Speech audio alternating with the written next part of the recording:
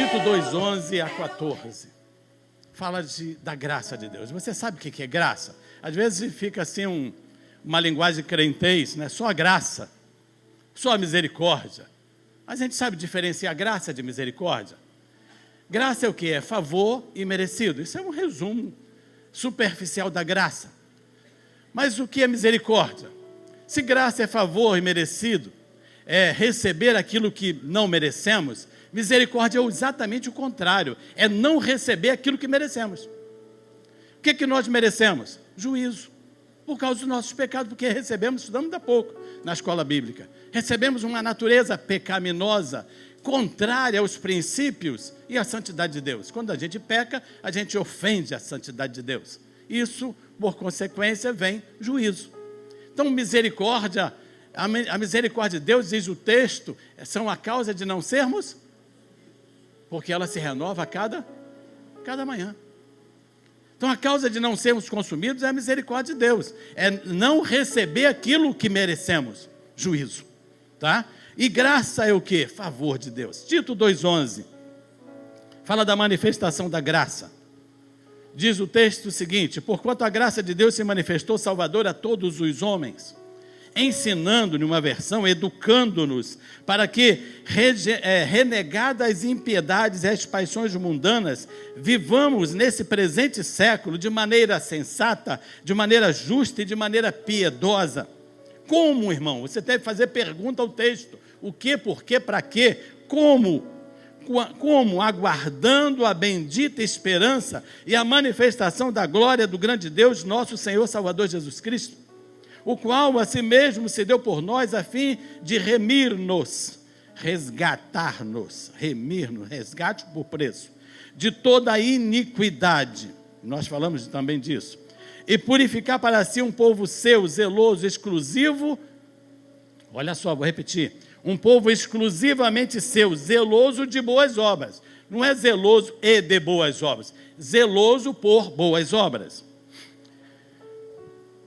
Querido, a carta de Tito, de Paulo a Tito, é uma exortação a que vivamos uma vida de princípios, uma vida por princípios, em linha com a sua palavra. Essa é a carta de Paulo a Tito. E ter um estilo de vida em linha com a palavra de Deus, tá certo? Não sei se você sabe, se você já observou o livro de Isaías. O livro de Isaías tem quantos capítulos? 66 capítulos. Os 39 capítulos iniciais falam que Jesus vai vir, a primeira vinda de Jesus. Os 27 capítulos seguintes falam do retorno de Jesus, da segunda vinda de Jesus. Mas a carta de Paulo, esse versículo que nós lemos, a Tito 2:11, para mim é um resumo do Novo Testamento. Ele resume o quê? A graça se manifestou salvadora a todos os homens. Isso é demais, irmãos. Você e eu somos salvos por causa da graça que se manifestou. A graça se manifestou na pessoa de Jesus. Mas você pode estar perguntando assim, o que é graça? Você pode resumir, como já resumi, favor que não merecemos, Marcelo, evangelista Marcelo. A graça de Deus é um dos seus conhecidos, amados e maravilhosos atributos. Trata-se do favor pessoal de Deus concedido a nós, homens mortais, miseráveis por causa do pecado. E também é a resposta divina a toda miséria, necessidade humana. É a resposta divina à situação calamitosa em que o homem se encontra, no pecado. Isso é a manifestação, é a graça de Deus. Deus se manifestou para que venha a resposta dele à miserabilidade do homem. A palavra graça aparece pela primeira vez em Gênesis, quando diz que Noé achou graça aos olhos de Deus. Em Gênesis 6:8. Com a ideia de alguém que se inclina ou se curva para abençoar outra pessoa, alguém de status superior, se inclina para abençoar Noé. E Noé achou graça aos olhos de Deus. Graça vem da palavra caris, ou charis, que significa alguém que ajuda sem esperar retorno. Isso foi a atitude de Deus. Ajudar-nos sem esperar retorno, porque estávamos todos debaixo de maldição. Todos estávamos na mesma condição, destinados ao inferno, irmãos. Todos nós. mas a graça se manifestou, salvadora. Por exemplo, a graça é uma palavra polissêmica. Polissemia é, por exemplo, manga. Manga de camisa, manga fruta, e tem mais significado de manga que eu não lembro agora. Tem outros textos, corredor, pode ser um corredor, como pode ser um corredor de passagem. Banco, banco de praça, banco de instituição financeira. Estrela, você pode ser uma estrela, mas tem a estrela, astro. Alma também, a Bíblia se refere à alma de diversas maneiras. Por exemplo, desceram 42 almas, não lembro agora a quantidade, para o Egito. 42 pessoas. Não foi alma, aquele espírito desencarnado, não foi isso, tá certo? Mas a alma que pecar, ou a pessoa que pecar, essa morrerá, diz o texto também. Então, alma também tem vários significados, porque é uma palavra polissêmica. Graça quer dizer o quê? Favor que não merecemos, ou que se recebe ou se faz a alguém. Isso é graça. Às vezes quer dizer também agradecimento. Muitas graças, aí latinos, né? Graças e agradecimento. Às vezes quer dizer também agradecimento por alguma coisa ou uma bênção recebida. Eu recebi uma graça. A própria bênção que alguém recebe por ser entendida como ter ou como uma graça. Graça, na nossa língua portuguesa, é muito ampla. Alguém tem até o nome de Graça. Qual é o nome dela? Graça. Eu conheço uma pessoa, Maria, ou a irmã Graça. No nosso testemunho, no Novo Testamento, com a obra substitutiva de Cristo, o significado graça foi multiplicado. Foi amplificado o significado da graça. Em alguns textos, só o que lemos, como também em outros textos, não só o que lemos, mas também em outros trechos, a graça está associada à ideia de salvação.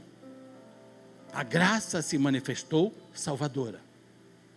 E salvação é algo que você e eu precisamos desfrutar. Envolve, como eu disse no outro dia, envolve os 3 tempos do verbo. Eu fui, sou e serei salvo. Você é salvo? Salvo de quê? Você foi salvo? Foi salvo de quê? Então, no passado você foi salvo de todos os pecados que incidiam contra você. O Ministério Público e Espiritual tinha vários processos contra a minha pessoa, porque tinha pecado. E pecado é um quebra da lei. Então, eu cometi vários homicídios espirituais.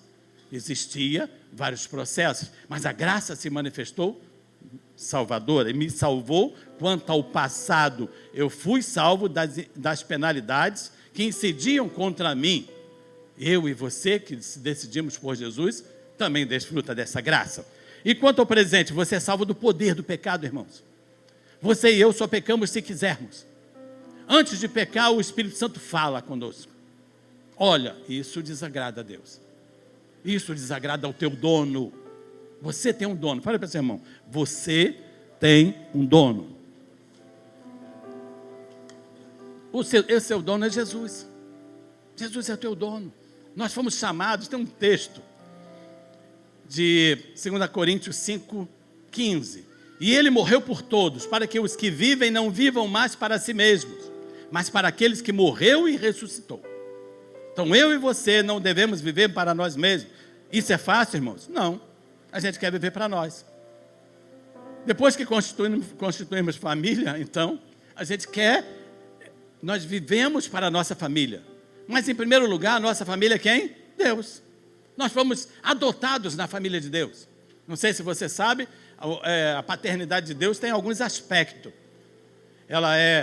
Deus, por exemplo, é pai de Israel, da nação de Israel, porque ele elegeu a nação de Israel. Deus é pai dos crentes por adoção. Gálatas 4:4, lemos ainda há pouco na escola bíblica.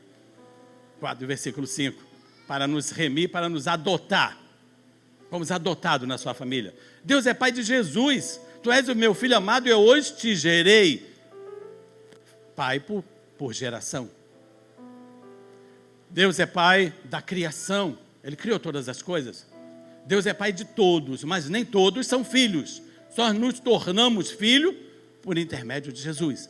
João 1:11-12. Ele veio para o que era seus e os seus, mas a todos que dá o poder, todos que o aceitarem, ele dá o poder de se tornar filho. Então Então, peraí, se ele me dá o poder de me tornar filho, é porque eu não era filho. Simples assim, interpretação direta de texto aos professores de plantão. Amém? Então, eu fui adotado na família de Deus. Isso é privilégio, irmãos. Eu preciso valorizar isso, porque a graça de Deus se manifestou salvadora a todos os homens. Jesus morreu, pagou um alto preço para me alcançar, para alcançar você. Agora, eu posso perder essa bênção? Posso, irmãos. Há uma corrente aí que defende que uma vez salvo, salvo para sempre. Mas, teve até um debate uma vez na igreja que a pastora da igreja na época, ela era calvinista. Diz que quem nasceu não pode desnascer, mas pode morrer, irmãos. O pecado é que me separa de Deus. Morte significa separação. Então, quando alguém, inclusive o salário do pecado é morte. Todos pecaram e carecem da glória de Deus. Romanos 3, 23. E 5, 23 é os dois versículos que a gente menciona. Todos pecaram, carecem da glória de Deus. Agora, quando e como a graça se manifestou? A Bíblia diz que na plenitude dos tempos, Gálatas 4:4. Mas vindo a plenitude dos tempos, Deus enviou o seu Filho, nascido de mulher, nascido sob a lei, para quê? Para nos remir, para nos resgatar da maldição da lei. Fomos resgatados. Fale para o seu irmão, você sabia que você foi resgatado? Você se tornou filho. Quero abrir um parênteses aqui e falar de duas famílias e duas paternidades que há sobre a face da terra. Duas famílias e duas paternidades. De quem você é filho? Uma pergunta dura até. Jesus uma vez estava questionando com os fariseus, e os fariseus reivindicando o direito de paternidade, dizendo, nós somos filhos de Abraão. Aí ele disse, vós tem por pai o diabo, porque o diabo é pai da mentira, e ele tem mentido desde o início. Então quem mente, quem vive na mentira, tem um pai. Que Deus nos guarde. Ok? Agora, você pode ser filho de Deus. Eu falei aqui de algumas dimensões da paternidade de Deus. Deus também é pai dos anjos, irmãos. Os anjos são criação, criaturas de Deus. Jó 38:7. Hebreus 5:5. Por isso Cristo não tomou para si a honra de ser sumo sacerdote. Ele é filho por geração. Mas foi Deus que lhe concedeu essa honra, dizendo, você é meu filho amado, eu hoje te gerei. Agora, para que a graça se manifestou? Para quê? Para trazer salvação, o texto responde, direto, versículo 2:11, para trazer salvação a todos os homens. Por quê? Porque todos pecaram. Agora, essa graça é abrangente, ela abrange as três formas do tempo, passado, presente e futuro. Ele se manifestou no passado. Quanto ao presente, ela nos ensina a que vivamos uma vida piedosa, santa e harmonia com seus princípios, de maneira justa. O texto responde, que nós lemos. Quanto ao futuro, ela nos faz ter esperança. Então a graça se manifestou para também nos trazer esperança. Para aguardar, o texto responde. Para quê? Para aguardar a bem-aventurada esperança e a manifestação do Filho de Deus. Ou melhor, a manifestação da glória do grande Deus. Quando é isso? Que dia é esse? Dia da esperança, da bem-aventurada esperança. É o dia que a igreja espera. É o dia do arrebatamento. Não sei se você espera isso. Eu lembro quando a minha filha estava para casar. Quando minha filha nasceu, eu disse, não faz 15 anos, porque a tia chegou lá e disse, daqui um pouco a gente vai estar celebrando o aniversário de 15 anos. Eu falei, não faz 15 anos, Jesus volta antes. Passou-se 15, ela está com 32. Jesus está voltando. Ou melhor, eu acho até que é um erro de colocação isso, né? Jesus breve voltará. Fica melhor. Se ele está voltando, já está no caminho, né? É longe, porque desde que eu me converti, já tem 39, 40 anos, Jesus está voltando. Era o que se pregava naqueles dias. Tinha escrito na frente dos púlpitos, Jesus voltará. Não era assim, pastor? A gente ia nas igrejas e estava assim, Jesus voltará. Era a mensagem daqueles dias. E hoje, Aí o meu genro disse, não, calma, eu quero me casar primeiro. Quando eu falo, Jesus está voltando, ele disse, calma, eu quero me casar primeiro, os solteiros de plantão. Mas o gozo é infinitamente maior, irmãos, se Jesus voltar e nos levar para lá. Paulo diz que as tribulações que sofremos aqui não são em nada para comparar a glória que em nós há de ser revelada. Então não tem comparação. Eu espero, anelo pela volta de Jesus. E digo, oro para que participe do arrebatamento. Eu penso que não vou morrer, vou ressuscitar, ser transformado no arrebatamento. É o meu pensamento, o meu desejo. Tá certo? Claro que eu quero ficar aqui, não porque tem medo da morte, não. Eu tinha, irmãos. Tinha medo da morte. Mas hoje não tem, não.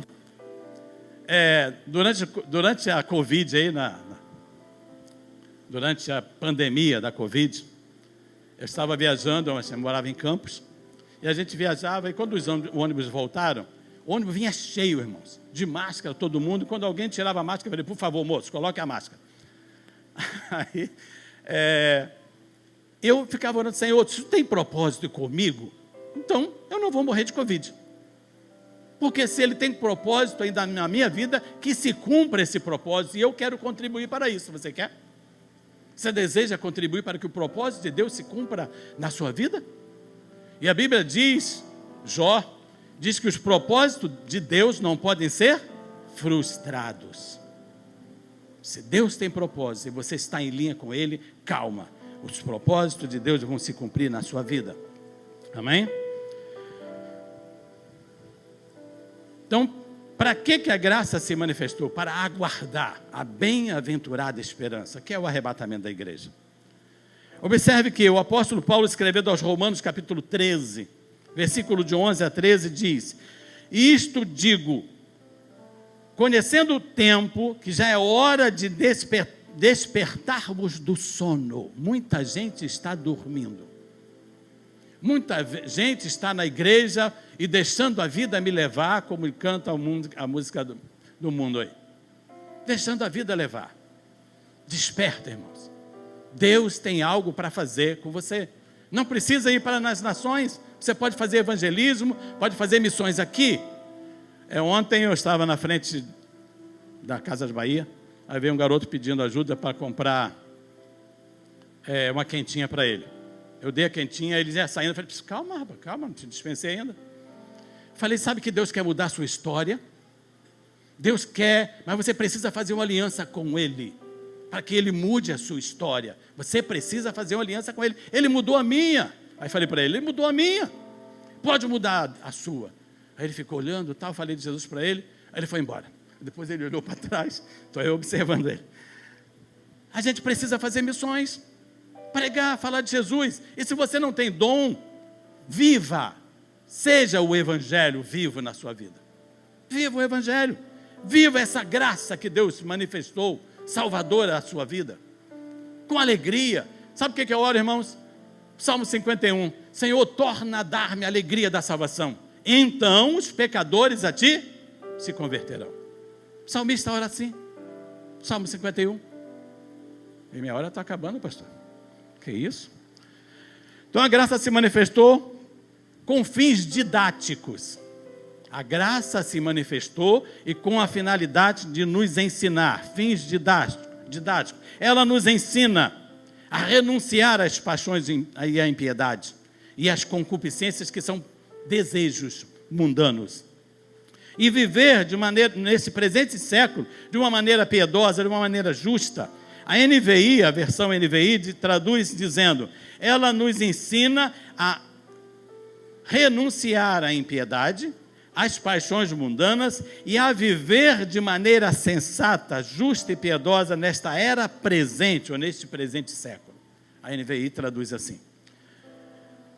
Prosseguindo para o final, tem um detalhe que precisamos atentar. O texto diz, aguardando a bem-aventurada esperança. E eu gosto de um assunto, eu sou apaixonado por escatologia. O que é escatologia? Escato é o último fim, e logia é estudo. Então, estudo das últimas coisas, o estudo das profecias que diz respeito ao final. E eu gosto disso. estão aguardando a bem-aventurada esperança, aponta para o final. Aponta para o porvir, para profecias que precisam e estão para se cumprir. Alguns estudiosos dizem que a Bíblia usa a expressão dia do Senhor. Já viu essa expressão, irmãos? Se você, Joel capítulo 1, capítulo 2, fala do dia do juízo. Então essa expressão, o dia do Senhor, fala do dia do juízo. Não é um dia, é um período de juízo. Se fosse um dia, terminava tudo, ninguém sentia nada. Mas é um período de juízo, que Deus vai entrar em juízo com a humanidade. Todavia, Paulo diz que Deus me livra da ira vindoura. Se Ele me livra da ira, eu não estarei na ira. Logo, eu entendo que a igreja de Jesus será arrebatada antes da grande tribulação. A grande tribulação será um período de juízo. Eu comecei a falar isso na escola bíblica. Mas antes da grande tribulação acontecerá o arrebatamento. O que é o arrebatamento? Paulo diz em 1 Tessalonicenses 4,16: porquanto o Senhor mesmo, dada a sua palavra de ordem, ouvida a voz do arcanjo e ressoada a trombeta de Deus. 1 Tessalonicenses, se quiser colocar ali, por favor. 1 Tessalonicenses 4,16 e 17. Porque o mesmo Senhor descerá do céu, e com alarido e com a voz de arcanjo e com a trombeta de Deus. E os que morreram em Cristo ressuscitarão. Como, irmãos? Então, peraí. Meu pai já partiu para a glória juntamente com a minha mãe. O que é que vai acontecer? Eles ressuscitarão primeiro. E eu? Aí vamos continuar o texto. Depois nós, os que ficarmos vivos, seremos arrebatados juntamente com eles nas nuvens. Com eles quem? Os mortos ressurretos, que morreram em Cristo. Você que perdeu um ente querido, um amigo em Cristo, eles ressuscitarão, serão transformados, ganharão um corpo incorruptível e imortal. E você também nesse momento será transformado e juntos subiremos ao encontro do Senhor nos ares. Essa é a bem-aventurada esperança. Essa é a esperança da igreja. Versículo 17, né? Seremos arrebatados juntamente com eles entre nuvens para o encontro do Senhor nos ares. E assim estaremos para aonde, irmãos? Para sempre com o Senhor. Aonde? Para onde iremos nós? Em primeiro lugar, iremos para o tribunal de Cristo, que alguns traduzem como tribuna. Tribuna é o quê? Local onde se recebe a recompensa. Então você e eu receberemos a recompensa pelas obras feitas em Cristo, em Deus, no Espírito Santo, mas todavia alguns não receberão obras. Paulo diz que, 1 Coríntios capítulo 13, eu não pensei nesse, mas me veio à cabeça agora, vamos nós. 1 Coríntios 13, pode deixar aí, versículo 10, eu acho. A obra de cada um se manifestará, pois o dia declarará. Cadê?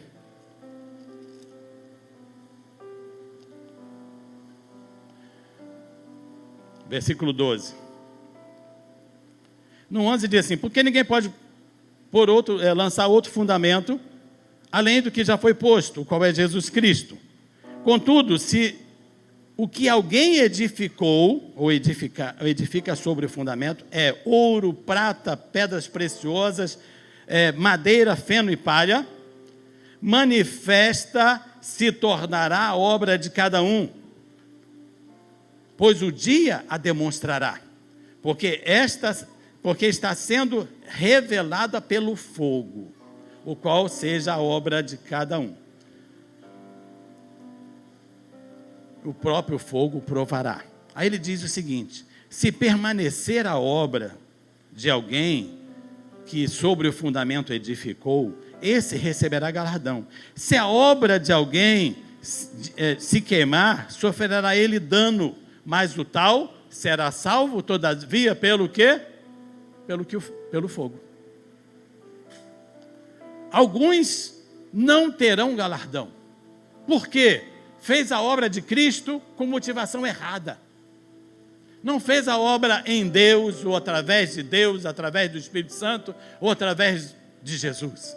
Fez a obra que o texto chama de madeira, feno e palha, que pega fogo rápido. Quando o fogo de Deus, que vai mostrar essas obras, for ministrado, a obra vai se queimar. Todavia, o tal será salvo como que pelo fogo. Não é pelo fogo. Ele não será salvo pelo fogo. Como que?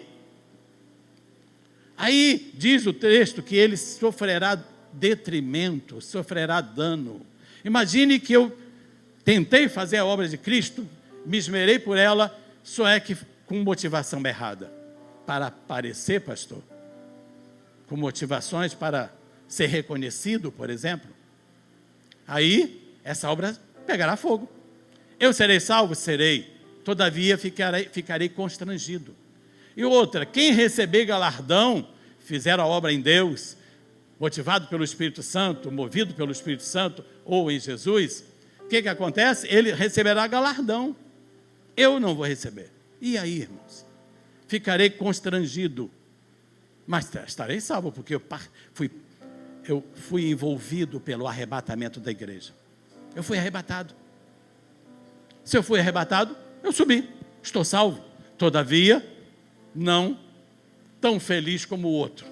Mas no céu não tem tristeza. Mas haverá constrangimento, diz Paulo. Amém? Então, acontece o arrebatamento da igreja. Se cumpre a redenção plena. Por que ela não se cumpriu ainda? Porque falta a redenção do corpo. Falamos isso na escola bíblica. Falta a redenção do corpo. Nosso corpo precisa ser redimido. Paulo fala isso na sua carta, Romanos capítulo 8. Depois você lê, depois do almoço, para ajudar a digestão. Não liga a Netflix, não. Estude Romanos 8. Ok? O corpo será resgatado, será redimido, transformado com a característica imortal e incorruptível. Amém, amados? Depois disso, então, segue-se. Ah, sim, peraí, um detalhe que eu pulei. Eu sou acostumado a falar isso. Eu começo falando um assunto, pulo, já vou para outro. Eu falei que depois do arrebatamento, a gente vai para onde? Para o tribunal de Cristo. E depois? Para onde você vai? Jesus disse que comeria do fruto da vida juntamente conosco. Vai para a ceia, para as bodas do Cordeiro. A igreja vai casar com Cristo. As bodas do Cordeiro. E na terra vai estar acontecendo o quê? A grande tribulação. Deus derramando das suas taças, o toque das trombetas, a ira de Deus sobre a humanidade que recusou Jesus. Como está a tua vida? Essa é a pergunta que não quer calar. Em linha com a palavra? Você está vivendo os princípios de Deus? Está aneloso, desejoso pela vinda de Jesus, pela manifestação da glória do grande Deus e Salvador Jesus Cristo? Como está? Eu gostaria que você fizesse uma reflexão.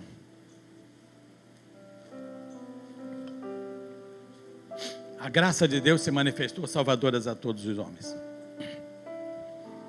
Que estejamos preparados para esse glorioso dia, vivendo uma vida santa, assim como o apóstolo Paulo diz em 1 Tessalonicenses: e o mesmo Deus de paz vos santifique em tudo, e todo o vosso corpo, todo o vosso espírito, alma e corpo seja conservado plenamente íntegro, até quando? Até a vinda de nosso Senhor e Salvador Jesus Cristo. 1 Tessalonicenses 5, 23 e 24. Curva sua cabeça. Bater um louvor. Enquanto o ministério ministra uma música, você tem a oportunidade de fazer aí uma análise da sua vida. Como está a minha vida? Eu já tenho uma aliança com Cristo? Como eu falei para aquele rapaz ontem, você precisa fazer uma aliança com Jesus. Você já fez isso? Tem alguém que nos visita nessa noite, que ainda não fez essa aliança? Você tem a oportunidade de fazê-lo nesta manhã. Amém, queridos? Pastor?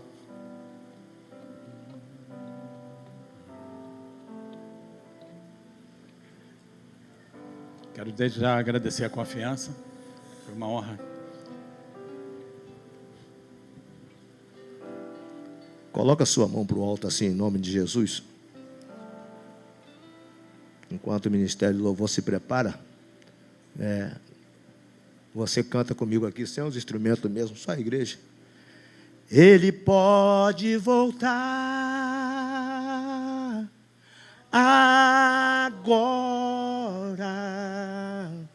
Ninguém sabe o dia, nem a hora que ele voltará.